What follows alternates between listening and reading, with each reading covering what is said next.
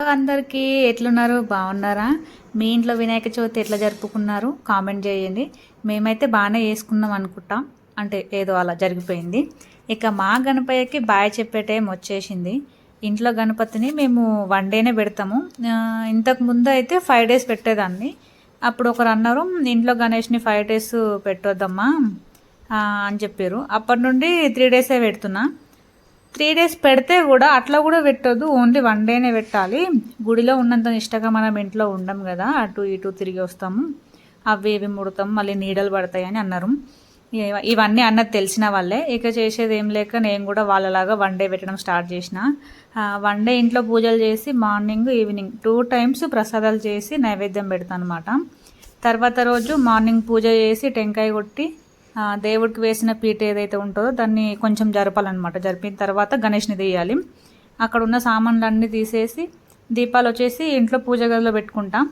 ఇంకా వినాయకుడిని పెట్టిన పత్రి ఫ్రూట్స్ కాయలు ఉంటాయి కదా, అవేమంటే ఒక కవర్లో వేసేసి గుడి దగ్గర, అంటే ఈ గణేష్ని పెద్ద గణేష్ దగ్గర పెడతాం కదా, అక్కడే పత్రి ఆకులన్నీ ఇచ్చేస్తే వాళ్ళ నిమజ్జనం రోజు అవన్నీ తీసుకెళ్ళి వాటర్లో వేసేస్తారనమాట. మిగిలిన డేస్ అన్నీ కూడా మన బొజ్జ గణపయ్య పెద్ద గణపతి దగ్గర పూజలు చేసుకుంటాడు అనమాట. మా కాలనీలోనే పెద్ద గణేష్ని పెడతారు. ఇక కాలనీ వాళ్ళందరూ కూడా ఇళ్ళలో పెట్టుకున్న చిన్న చిన్న గణేష్లని అక్కడ పెడతారనమాట. మా కాలనీలో గణేష్ ఉత్సవాలు చాలా అంటే చాలా మంచిగా జరుగుతాయి. లాస్ట్ రోజు అయితే ఫుల్, మనకు పెద్దగా డ్యాన్స్ రావనుకోండి, అది వేరే విషయం. ఈ పాట ఆ పాట అని లేకుండా వాళ్ళ కళాఖండాలన్నీ ఆ రోజు చూపిస్తారనమాట. అంతే కదా, టైం వచ్చినప్పుడు అన్నీ బయటపడేయాలి. అంటే టాలెంట్ గురించి నేను చెప్పేది ఇదే అన్నమాట. మా కాలనీ గణేష్ ఇక్కడే మన గణేష్ కూడా ఉండేది. ఇది మా కాలనీలో కొత్తగా కట్టిన హనుమాన్ గుడి అనమాట.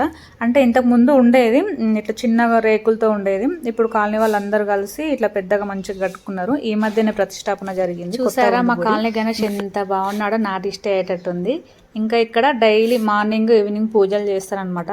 చాలా మంది వస్తారు. మేము కూడా వెళ్తాము, కానీ ఈవినింగ్సే వెళ్తాం. మార్నింగ్ అంటే వీలవ్వదు కదా, స్కూల్ టైం ఉంటుంది, పాపకి స్కూల్కి వెళ్ళే టైం కదా.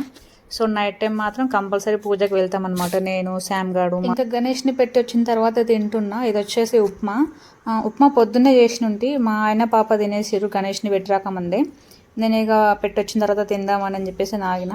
ఇష్టం లేకుండా కడుపులో ఏదో అట్లా వేసేస్తున్నా.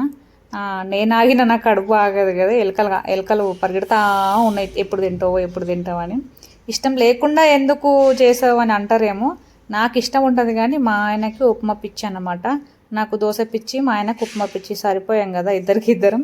ఇక అత్యవసర పరిస్థితుల్లో తొందరగా ఆదుకునేది ఏదైనా ఉంది అంటే అది ఉప్మానే కాబట్టి అందుకే ఉప్మా చేసిన. మళ్ళీ నా కోసం సపరేట్గా ఏం చేసుకుంటాంలే అని అదే లాగించేసా.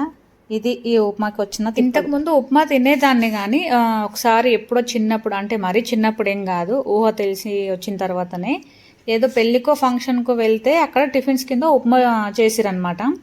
అయితే ఆ ఉప్మాలో పురుగు వచ్చింది. అది చూసిన తర్వాత నాకు ఉప్మా అంటేనే వామిటింగ్ వస్తుంది.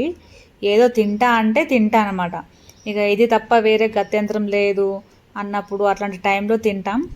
ఆ రవ్వలో ఉండే పురుగులు కూడా సన్నం తెల్లగా రవ్వ కలర్లోనే ఉంటాయి. అవి అసలు మళ్ళీ కొంతమంది చెరిగినా కూడా బయటికి రావు. వాటిని అయితే బయట ఫంక్షన్స్లో చూసుకోరు, చెయ్యరు, అట్లనే చేసేస్తారు, వండేస్తారు, తినేస్తారు.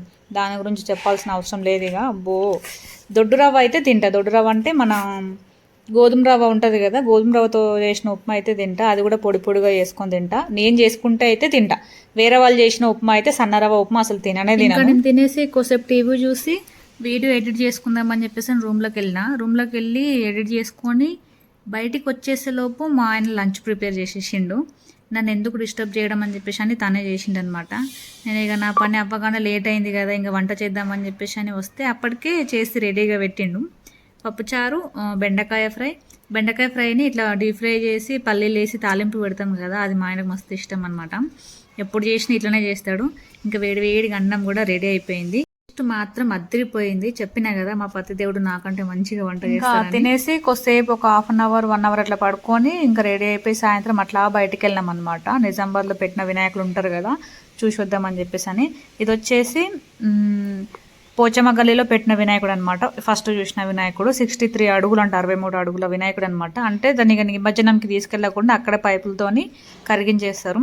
ఇది కూడా దాని వెనక కాదు ముందు సైడ్ పెట్టిరనమాట. ఇది కూడా చాలా బాగుంది. చూసిరు కదా శాంగడు ఆ వినాయకుడికి ఎంత వరకు అయిండో కాలు వరకే అయిపోయిన అంత హైట్ ఉందనమాట. వినాయకుడు చాలా అంటే చాలా పెద్దగా ఉన్నాడు. ఇంకా ఇది వినాయకులు పెట్టిన నెక్స్ట్ డే అంటే సండే రోజే కాబట్టి ఇంకా అప్పుడే పెడుతురు అనమాట. స్టేజ్లు వేయడం కానీ ఇట్లా డెకరేషన్ చేయడం కానీ దండలు వేయడం కానీ చేస్తున్నారు. పూజ మాత్రమే చేసుకున్నట్టున్నారు. ఈ బ్యాక్గ్రౌండ్ పని అంతా లేట్గా చేసుకుంటున్నట్టున్నారు. ఇంకా చాలా చోట్లలో అయితే అసలు మండపాలు కూడా వేయలేదు కొన్ని చోట్ల. ఇది వచ్చేసి ఆదియోగి గణేష్ మండలి అంట. చాలా అంటే చాలా మంచి చేసిర్రు డెకరేషన్. ముందులా మొత్తం బ్లాక్ కలర్ లో పైన శివుడు వచ్చేసి లోపలికి వెళ్తే ఇట్లా ఏదో గుహలోకి వెళ్ళినట్టు లోపలికి వెళ్తే గణేష్ చాలా బాగుంది. చూసారా పాపం వినాయకుడి పైకి ఎక్కి దండ కడుతారు. అంటే అందదు కదా, అందనప్పుడు అట్నే కడతారు కదా. ఆ దండ వేయడం కోసం అని చెప్పేసి అని ఇద్దరు అటువైపు ఇటువైపు ఎక్కేసి దండ కడుతున్నారు. చాలా అంటే చాలా పెద్దగా ఉంది. 3-4 నిల్చుంటే ఎంత హైట్ ఉంటారో అంత పెద్ద వినాయకుడు. వినాయక్ నగర్ లో చాలా అంటే చాలా పెద్ద పెద్ద వినాయకులు పెడతారు. మళ్ళీ రోడ్కే పెడతారు. ఎవరైనా ప్రసాదాలు ఇస్తారేమో అని చెప్పి చూసినాము. అందరు పూజలు చేసుకొని వాళ్ళే ప్రసాదాలు తింటున్నారు కానీ ఎవరు ప్రసాదాలు ఇవ్వలేరు. ఇంకా తిరిగి వచ్చేసినాం ఇంటికి. లేట్ అయిపోతుంది కదా వెళ్దామని చెప్పేసి అని వస్తూ ఉంటే అక్కడ ఇది హనుమాన్ జంక్షన్ అంటారా మరేమో, అక్కడ పెద్ద హనుమాన్ ఉంటాడు. మా పాప చూసి వెళ్దాం చూసేసేద్దాం అంటే దగ్గర దాకా వెళ్ళి అట్లా చూసి ఇట్లా మొక్కేసి మళ్ళీ రిటర్న్ అయిపోయినాం. వస్తూ ఉంటే ఇక్కడ రోడ్డు పైన వాళ్ళ పైన ఏదో డెకరేషన్ కట్టాలి అనుకుంటా. వాళ్ళు నువ్వెక్కు అని చెప్పేసి పోట్లాడుకుంటున్నారు. ఎక్కడానికి హైట్ ఉంది కదా, భయపడుకుంటూ లాస్ట్కు ఒక బ్లాక్ టీషర్ట్ అయితే ఎక్కేసిండు పాపం. ఇది వచ్చేసి వెస్ట్ సైడ్. ఇందులో డ్రెస్సులు అయితే చాలా అంటే చాలా బాగుంటాయి. రేట్లు కూడా అంతే బాగుంటాయి.